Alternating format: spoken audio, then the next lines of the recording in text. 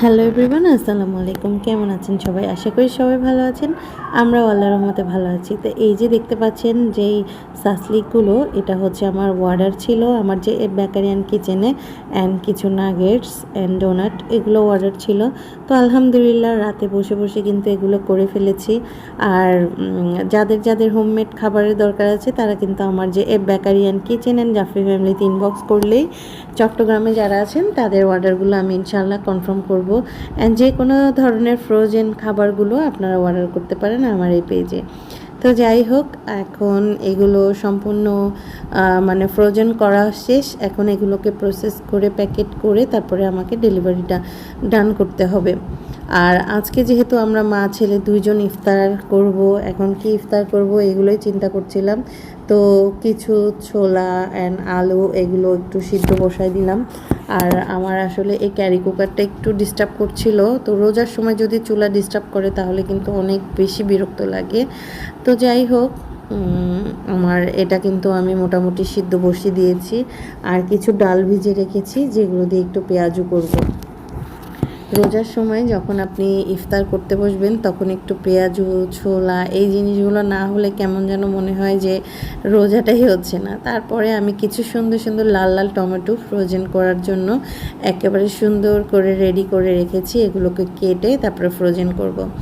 আর কিছু গরুর মাংস ভিজিয়েছি আজকে সেহরির জন্য, যেহেতু আমরা মানুষ কম, অল্প করে একটু রান্না করব, যেহেতু সন্ধ্যায় আমরা ভাত খাই না।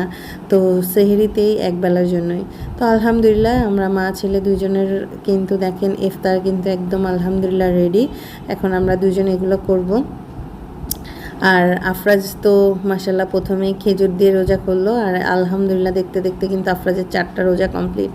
ইফতার করার পরে তারা ফ্রেন্ডরা 3-4 জন সব সময় এক জায়গায় হয়ে তারা একটু গেমস খেলে, একটু কম্পিউটারে কিছু দেখে, মানে সব মিলাই কিন্তু তাদের সময়গুলো অনেক ভালোভাবে কাটে।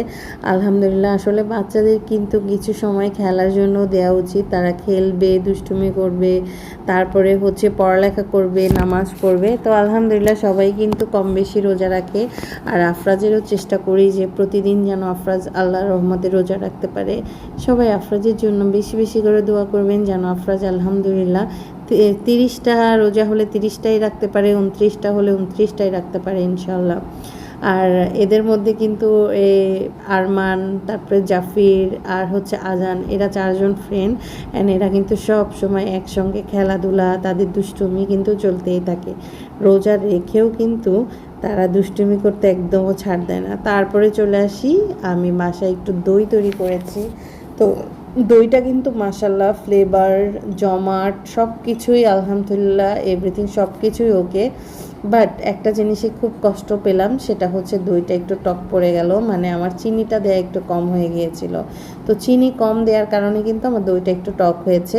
তারপরেও কিন্তু নো টেনশন, আমি এটা দিয়ে কিন্তু প্রতিদিন মাঠা, তারপর হচ্ছে লাচ্ছি এই জিনিসগুলো বানাই কিন্তু আমরা খেতে পারবো।